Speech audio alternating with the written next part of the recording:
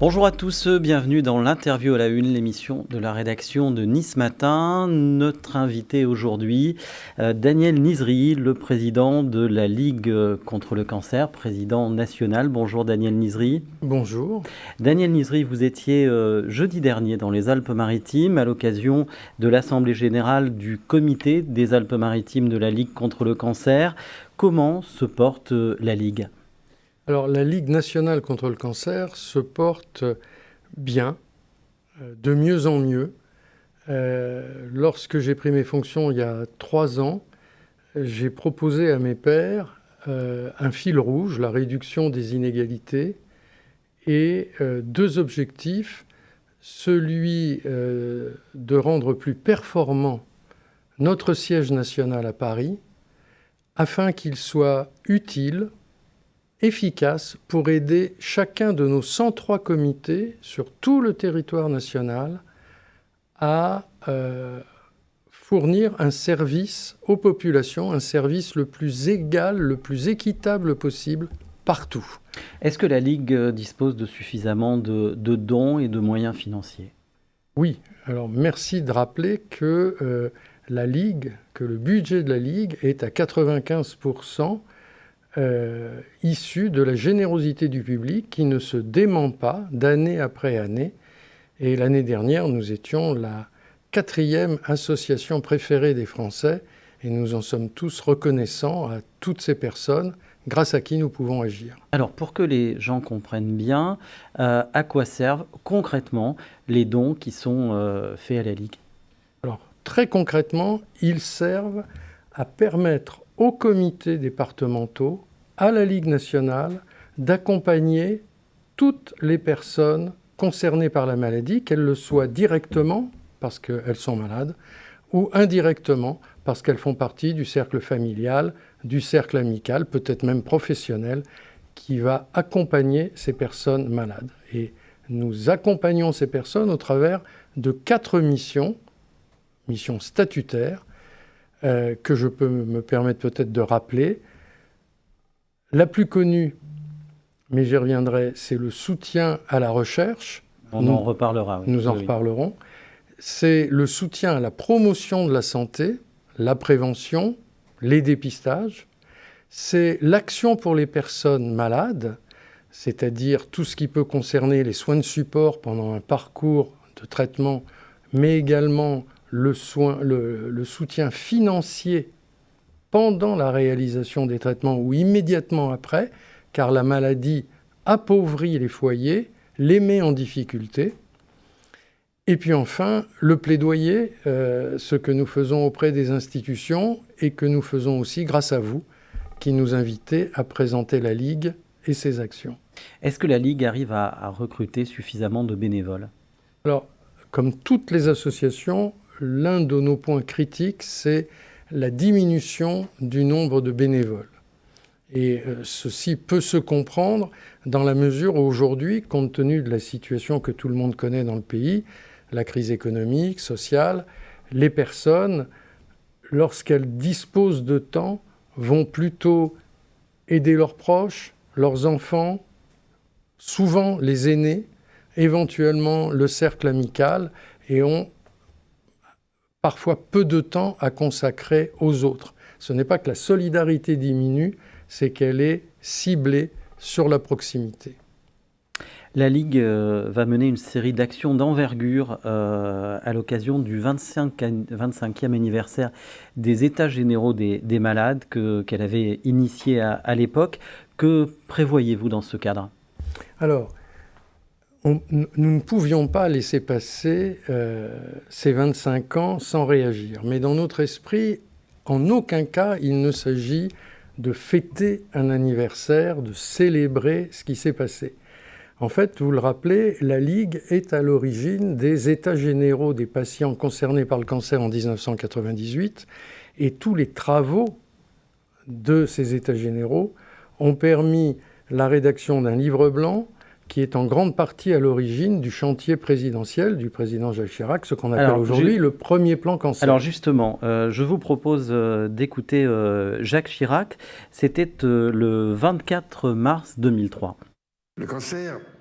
est autant un problème de santé qu'un problème de société. Nous ne progresserons que si nous savons mettre au service de cette cause l'ensemble des politiques publiques. Daniel Nizri, on entend Jacques Chirac en 2003.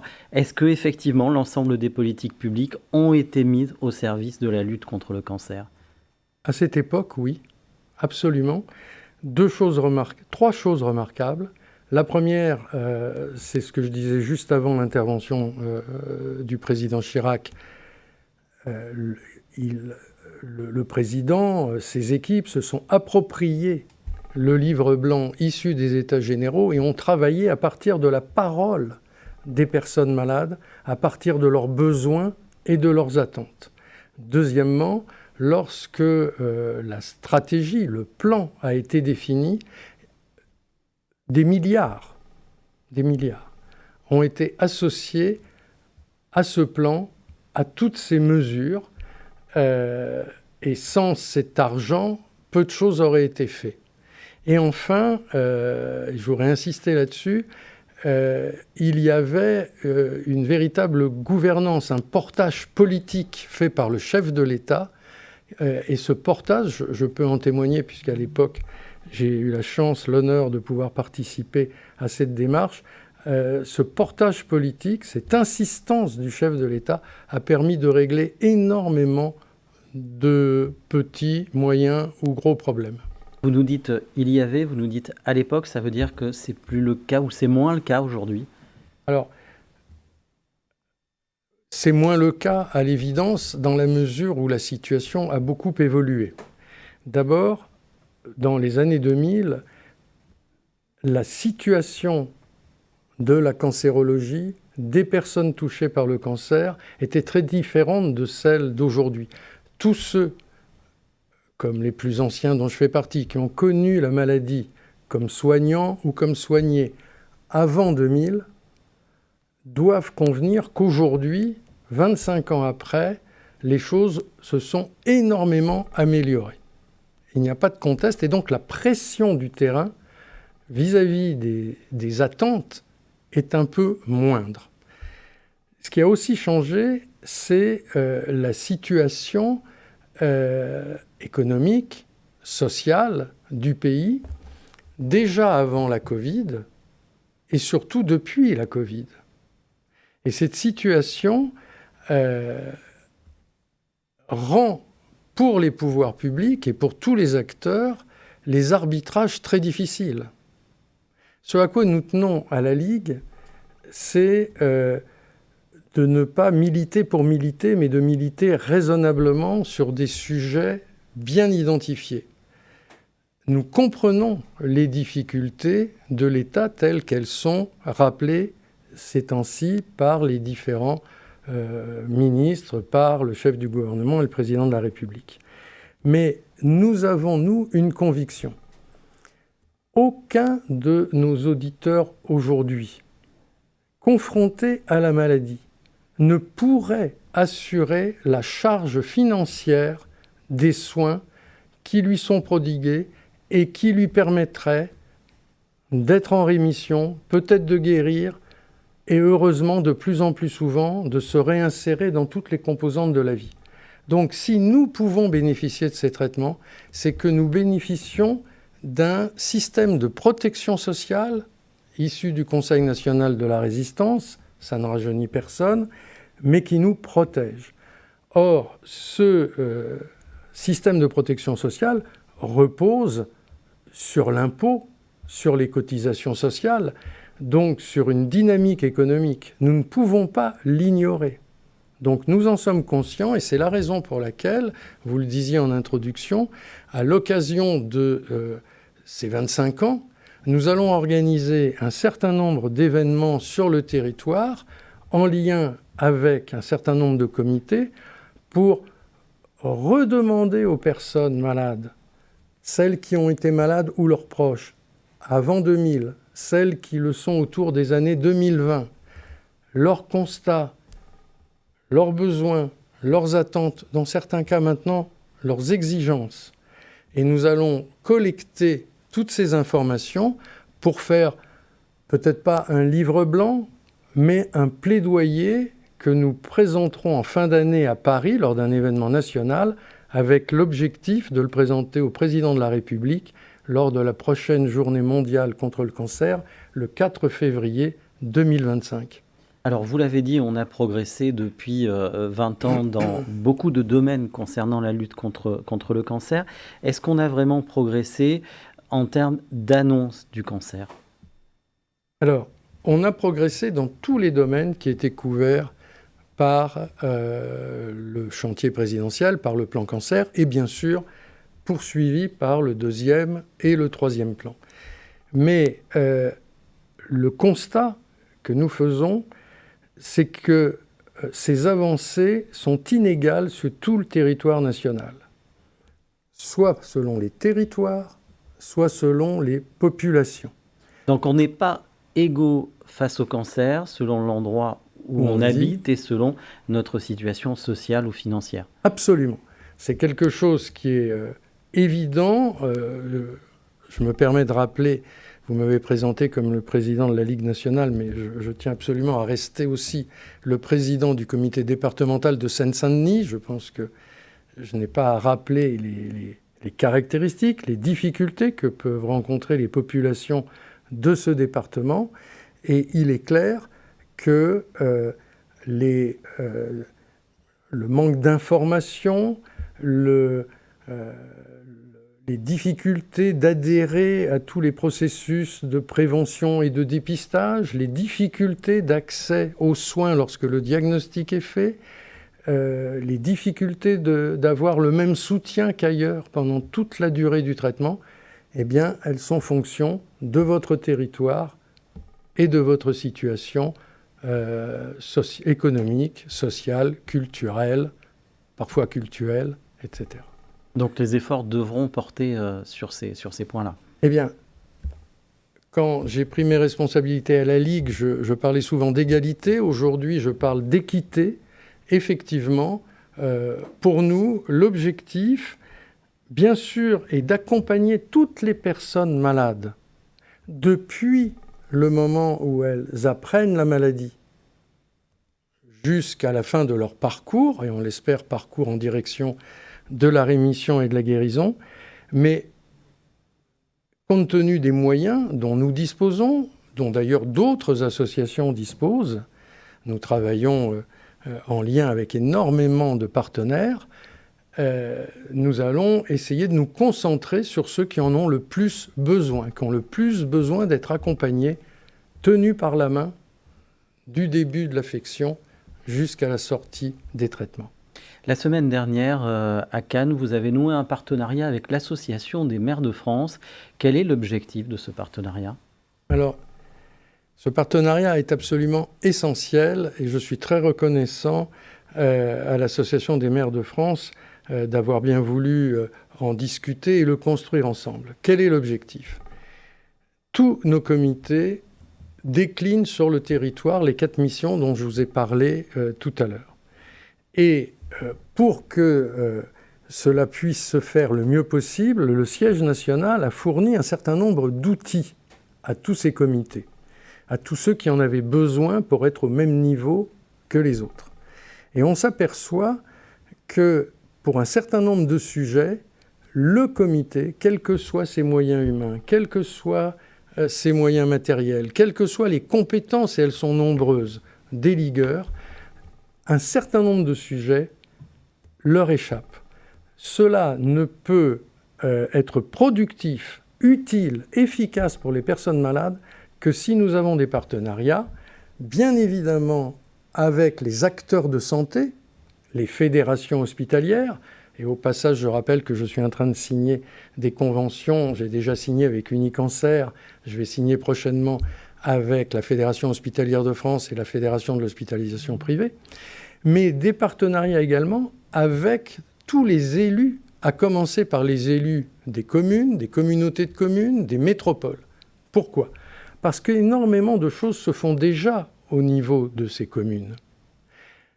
Et l'importance, ce n'est pas de travailler en silo, mais de travailler ensemble. Mieux coordonner les actions. De coordonner les actions, de choisir ce que l'un ou l'autre va faire, avec les moyens que chacun d'entre nous peut apporter.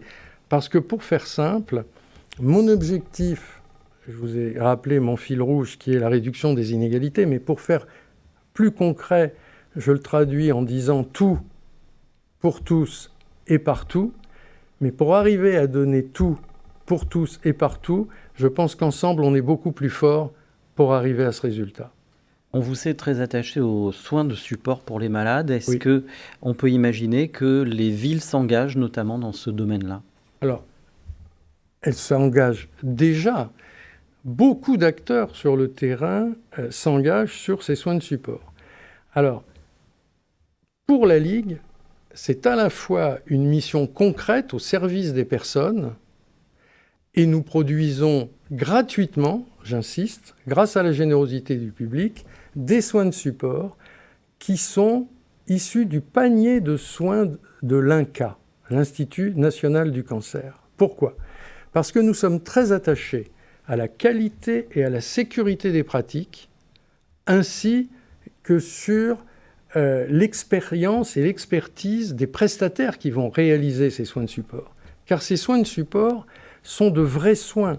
Ils changent la compliance des personnes malades au traitement, ils changent les résultats des traitements avec souvent des gains importants, ils diminuent l'importance des séquelles de ces mêmes traitements et ils facilitent la réinsertion ensuite dans toutes les composantes de la vie. Et pour nous, j'ai insisté sur le fait qu'ils sont délivrés gratuitement, c'est également une charge qui repose sur la générosité du public auquel j'ai fait plusieurs fois allusion. Or, notre souci de qualité et de sécurité nous permet en même temps d'avoir un plaidoyer qui est la prise en charge assurantielle par l'assurance maladie obligatoire et par les assurances complémentaires de ces soins de support, dont je rappelle qu'ils sont de vrais soins au bénéfice de personnes suivies pour une affection de longue durée, longue, coûteuse, prise en charge à 100%, et que dans notre esprit, un jour, peut-être pas demain, vu le contexte que j'ai rappelé tout à l'heure, la crise économique et sociale, mais un jour ou l'autre, seront pris en charge. Et à côté de ces soins de support, vous avez des soins de confort qu'on regarde avec attention, qu'on vérifie, et puis vous avez surtout, je dirais malheureusement, de plus en plus, et en particulier depuis la Covid, un certain nombre de soins que je préfère ne pas qualifier, mais qui confinent à la dérive sectaire, avec des pratiques très étonnantes, très lucratives pour celui qui les réalise, et sans intérêt réel pour celui qui en bénéficie. Par exemple ? Alors la liste est très très longue. Nous avons un projet de recherche-action à la Ligue qui a été présenté au colloque de la recherche à Rennes, et il avait été identifié plus de 500 ou 600 soins étonnants, bizarres, pour ne pas utiliser d'autres termes, douteux, avec même des terminologies très étonnantes, mais où très souvent le vocable de psy apparaît quelque part dans la terminologie. Un mot sur la recherche. Comment progresse-t-elle, la recherche contre le cancer ? Alors, la recherche progresse de façon très rapide.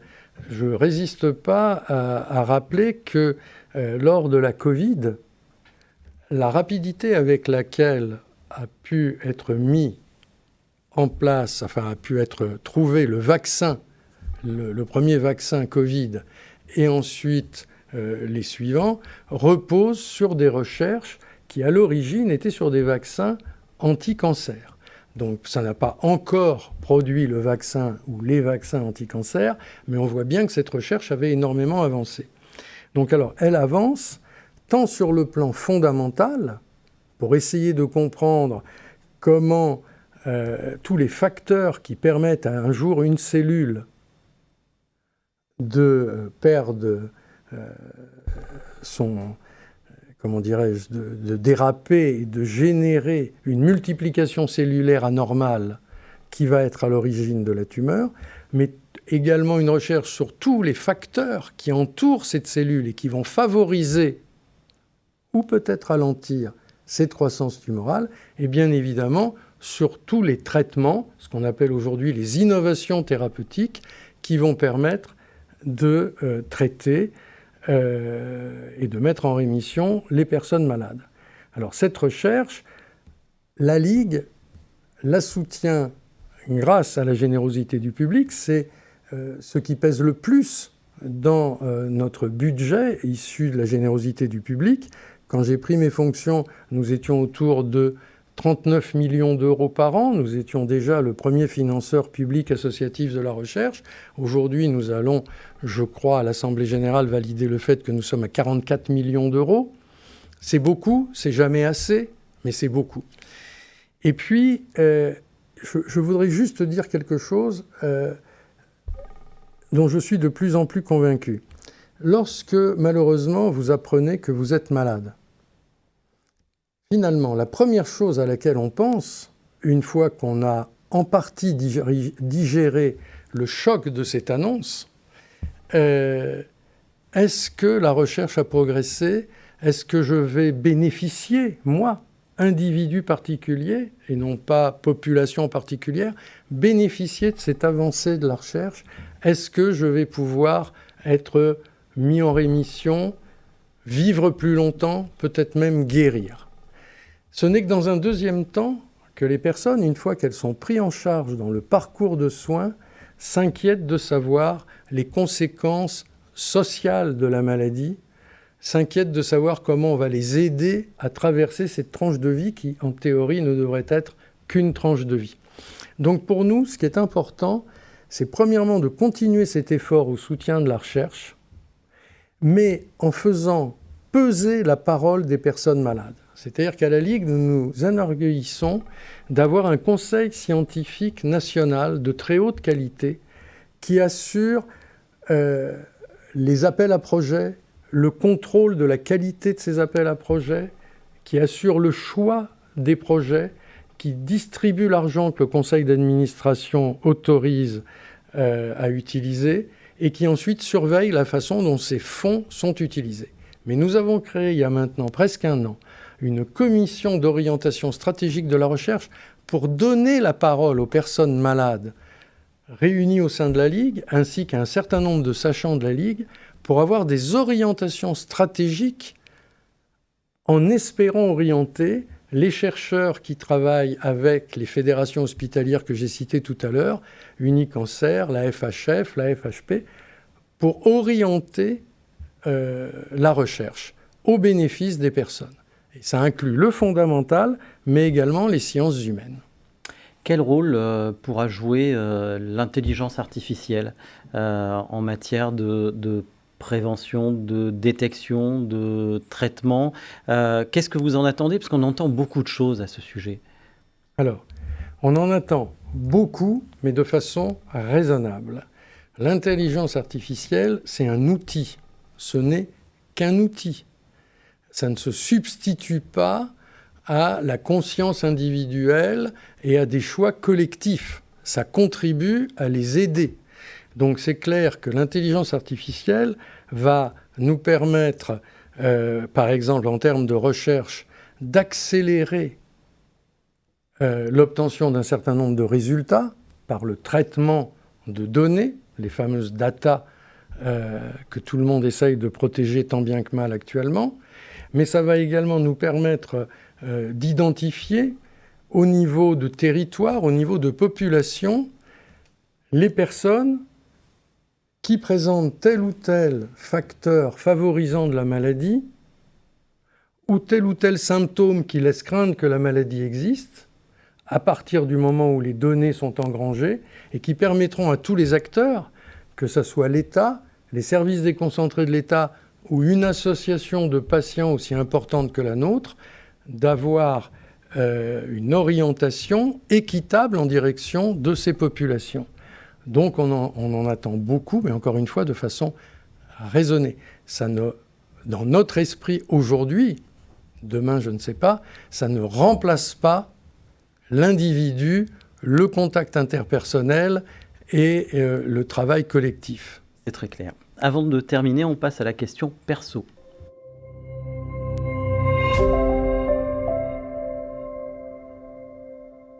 Daniel Nizri, au cours de votre carrière professionnelle, à des époques où le cancer se soignait moins bien, est-ce que vous n'avez pas été tenté de céder au découragement, ou est-ce que vous avez toujours gardé l'espoir?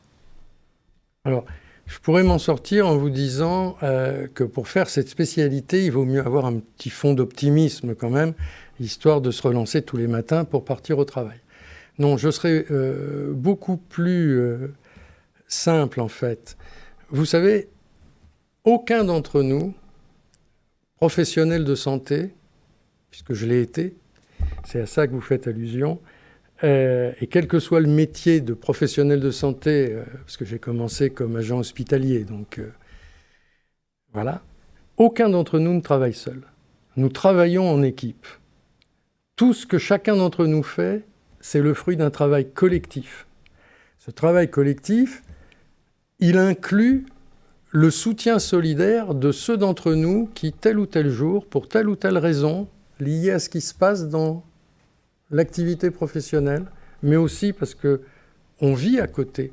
Ce qui peut se passer dans notre vie personnelle, familiale, ou même ses propres problèmes de santé, eh bien, se soutiennent. Oui, effectivement, il y a eu des hauts, beaucoup, il y a eu des bas, un certain nombre, mais grâce à cet environnement professionnel, et en ce qui me concerne, je ne peux pas parler pour les autres, grâce à un environnement, un entourage très favorable, eh bien, ça m'a permis d'arriver jusqu'à la retraite.